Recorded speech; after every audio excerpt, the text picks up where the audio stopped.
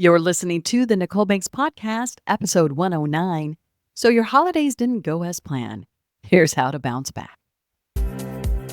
Welcome to the Nicole Banks Podcast, where divorced women heal, grow, and find new love and dare to begin thriving. I'm Nichole, your divorce recovery coach and happy hour queen. If you're a Gen Xer ready to shake things up, level up, and have some fun, you're in the right place. Buckle up. We're getting into today's episode starting now.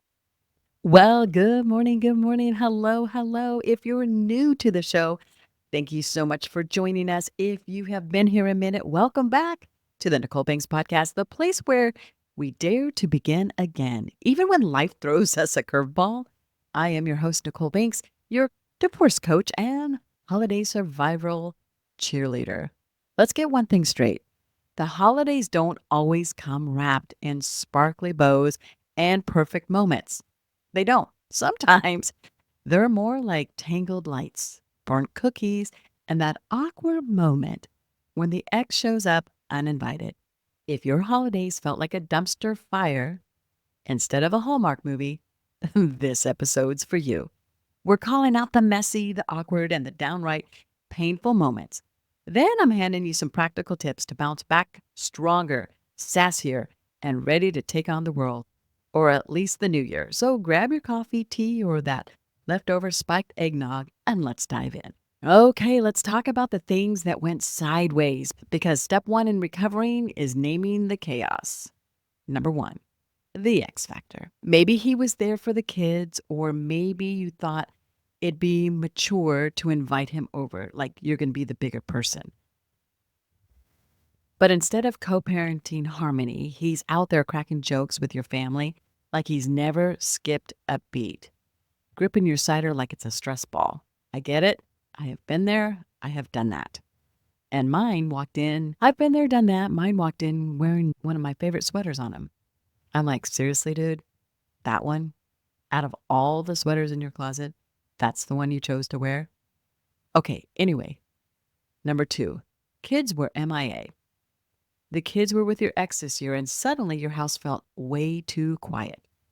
You tried to distract yourself, but the family group chat was blowing up with pictures of your nieces, nephews, and you couldn't help but feel the ache. Number three, the spotlight never found you. You showed up looking fabulous, hair on point, and your Pinterest-inspired holiday centerpiece in tow.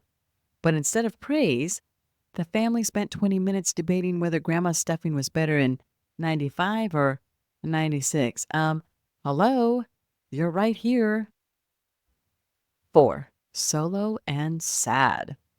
Maybe you spent the holidays completely alone, which hit you harder than you expected. The quiet moments you'd usually savor felt more like loneliness on a platter, served with a side of self-doubt. Here's the thing. The holidays have this magical way of highlighting everything we think we're missing. It's easy to spiral into thoughts like, why didn't this go perfectly?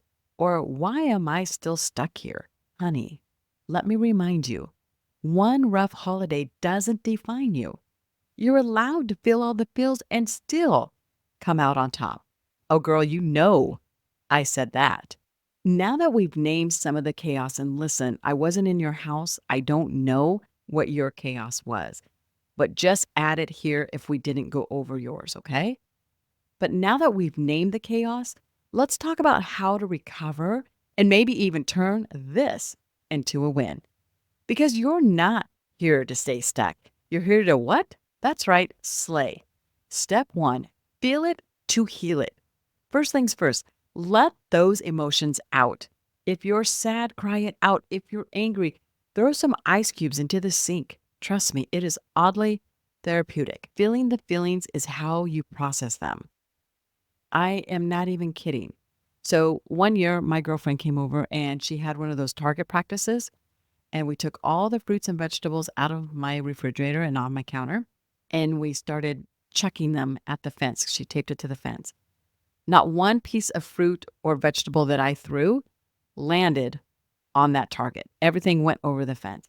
I don't even know what my neighbors were thinking, but I just know that the next day there were a bunch of birds in her yard. I felt so bad. I laugh at it today, but it was just very freeing and releasing of the stress because I was pissed. I was fucking mad at my divorce. So when you're mad or when you're sad, let the feels go. Get them out. Here's a pro tip.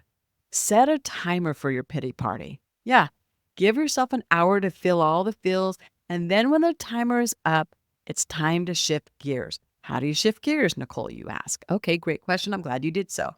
You pick up the message you've created, whether it's your tissue box, your face, or the fruits and vegetables, unless they're over a fence. Don't go over there. That's private property. Then you basically will change your energy by doing something different, right? Get out of the fun, but give yourself an hour to be there and stay there until the timer is up. Do what you need to do. Here's step 2. Flip the script. Did your kids spend the holidays elsewhere? That's your permission slip to do something you love without what? Without the guilt. Want to binge watch holiday movies in your pajamas? Do it. Want to skip the holiday altogether and order pizza? I'm here for it. Don't forget the ranch. Here's an example. One year, I turned a solo Christmas into a full-blown spa day. Face mask, candles, the works. It wasn't traditional, but it was fabulous. Oh my gosh, do I remember that. Step 3, start a new tradition. Who says you have to follow the same old routine? Create something that feels meaningful to you. You could have hosted a Friendsmas party, a New Year's party, take a day trip. I always go walking on New Year's, a New Year's hike, a New Year's polar plunge. Do what feels good to you. Bake cookies for yourself while blasting your favorite throwback hits. Whatever it is that you want to do, it's yours to do it. You just have to dare to begin to start it. Step 4 is to find your people. Listen, ladies, loneliness doesn't have to be permanent, but connection takes effort. So reach out to some friends, join a community event, or heck, even start a new hobby to meet people. Here's a personal story. The first holiday I spent without my daughter, I called a friend and we talked for hours, laughed until we cried, and suddenly the day just felt. Step 5 is a total game changer. Gratitude. This isn't about pretending everything's perfect because it's really not. It's about finding those tiny sparks of joy. Gratitude shifts your focus from what's missing to what's still here. Here's a quick exercise. Write down 3 things that you're grateful for right now. They don't have to be big. My coffee was hot this morning. Totally counts. Listen, girl, your holidays might not have gone as planned, but here's the thing. You're still standing. You're still fabulous. And you have so much power to create new memories, new traditions, and a life that feels good to you. It is your life, no one else's. And hey, if you're looking for more tools to help you thrive, check out my courses and join the Dare to Begin membership. We've got your back, and we're all about turning struggles into strength. Until next time, keep shining, keep thriving, and remember, you've got this. That's a wrap for today's episode. I hope you're feeling as refreshed as a spiked lemonade on a hot day. If you love what you heard, don't forget to subscribe, leave a review, and spread the love. Want to go deeper? Check out my courses, women's retreats, and the Dare to Begin membership, where we put everything we've learned into action. NicholeBanks.com. Don't forget, I spell my name with an H. NicholeBanks.com. Until next time, keep leveling up and dare to begin.